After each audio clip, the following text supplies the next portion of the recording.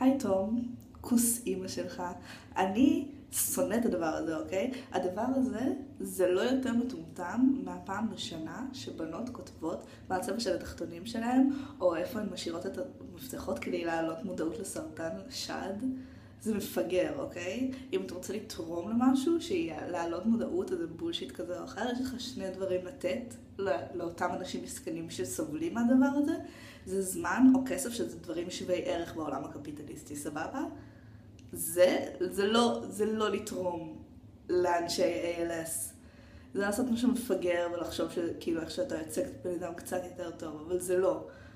מה גם שאם למישהו אי פעם אכפת מ-ALS, כאילו לא מבקש ממני לעשות כזה דבר, כי יש אולי 20 איש שמסתכלים על הדברים שאני עושה בפייסבוק.